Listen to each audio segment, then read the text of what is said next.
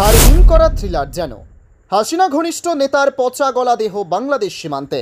খুন নাকি? ইশাক আলী খান পান্না এর মৃতদেহ পাওয়া গেল বাংলাদেশ সীমান্তে, খুঁজে পেল মেঘালয় পুলিশ। আশ্চর্য, কিভাবে মৃত্যু? প্রাথমিকভাবে বলা হয়েছে সীমান্ত পেরোনোর সময়ে কার্ডিয়াক অ্যারেস্ট ঘটেছিল তার, তা থেকেই মৃত্যু। কিন্তু ক্রমশ যত অনুসন্ধান করা হচ্ছে এবং একটু একটু করে তথ্য হাতে আসছে, তত কিছু কিছু বিষয়ে নতুন নতুন সমীকরণ মিলছে। যেমন এখন বলা হচ্ছে যেভাবে মৃত্যু ময়নাতদন্তে করার পর মনে হচ্ছে যেন গুলির লড়াই চলছিল তার কারো সঙ্গে। কার সঙ্গে? বাংলাদেশ সীমান্ত পুলিশ। যত জট ছাড়ানো হবে তত রহস্য পরিষ্কার হবে। আপাতত হাড় হিম করা স্রোত নামছে শিরদাঁড়া দিয়ে, কেননা হাসিনা উচ্ছেদ পরবর্তী ঘটনাক্রম ক্রমশ যেন একটা থ্রিলারের রূপ নিচ্ছে।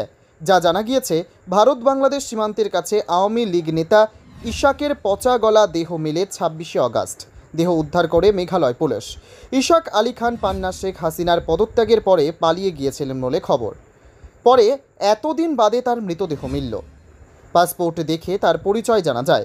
প্রাথমিকভাবে মৃত্যুর কারণ হিসেবে কার্ডিয়াক অ্যারেস্টের কথা বলা হয়েছিল, কিন্তু পরে potential shooting incident with the border guard বাংলাদেশকে তার মৃত্যুর অন্যতম কারণ হিসেবে উল্লেখ করা হয়।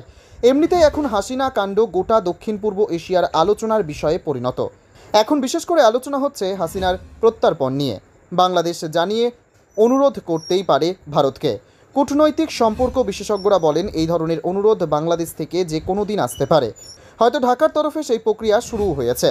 শেখ হাসিনার বিরুদ্ধে কয়েক সপ্তাহ ধরে একের পর এক মামলা রুজু হয়েছে, বাতিল হচ্ছে তার কূটনৈতিক পাসপোর্টও। আর সেই প্রেক্ষিতেই প্রশ্ন উঠছে, তাহলে কি বন্দি প্রত্যর্পণ চুক্তি মেনে বাংলাদেশের হাতে হাসিনাকে তুলে দিতে বাধ্য হবে দিল্লি? 2013 সালে ভারতের প্রধানমন্ত্রী মনমোহন সিং এবং বাংলাদেশের প্রধানমন্ত্রী শেখ হাসিনা এই বন্দি প্রত্যর্পণ চুক্তিতে স্বাক্ষর করেছিলেন। দুই দেশের মধ্যে অপরাধী হস্তান্তরের এই চুক্তি তখনই স্বাক্ষরিত হয়েছিল। চুক্তি অনুযায়ী প্রত্যর্পণযোগ্য অপরাধের মামলায় অভিযুক্ত বা ফেরার আসামি ও বন্দীদের একে অপরের কাছে হস্তান্তর করবে ভারত ও বাংলাদেশ। এখন এই চুক্তির ভিত্তিতেই হাসিনাকে ফেরত চাইতে পারে বাংলাদেশ। কিন্তু বাংলাদেশ কি তা করবে? করতেই পারে, কেননা ইতিমধ্যেই বিএনপি সহ বাংলাদেশের প্রায় প্রতিটি হাসিনা বিরোধী রাজনৈতিক দলের নেতারা হাসিনাকে দেশে ফিরিয়ে তাকে বিচারের আওতায় আনার দাবি জানিয়েছেন।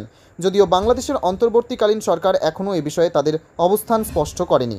বাংলাদেশের অন্তর্বর্তীকালীন সরকারের বিদেশ উপদেষ্টা জানিয়েছেন, হাসিনার বিরুদ্ধে যেসব মামলা রুজু হচ্ছে তার ভিত্তিতে সেই দেশের স্বরাষ্ট্র ও আইন মন্ত্রক যদি ভারত থেকে হাসিনাকে ফেরানোর সিদ্ধান্ত নেয়, তাহলেই ভারতকে এই অনুরোধ করা হবে এবং তার মতে তেমনটা ঘটলে হাসিনাকে বাংলাদেশে ফিরিয়ে দিতে হবে ভারতে। কিন্তু তেমন হলে বিচারের জন্য বা দণ্ডিত হওয়ার জন্য বাংলাদেশের হাতে হাসিনাকে কি তুলে দেবে ভারত? সেই সম্ভাবনা হয়তো কমই, কেননা ভারত চিরকালই বিপদের দিনে সকলের পাশে দাঁড়ায়। সেভাবেই ভারত শেখ হাসিনার পাশেও দাঁড়িয়েছে। সহসা তার পাশ থেকে হয়তো সরে যাবে না ভারত। তাহলে কি ভারত মাথা নোয়াবে না মোহাম্মদ ইউনূসের চাপের কাছে? দেখা যাক, সময় তা বলবে।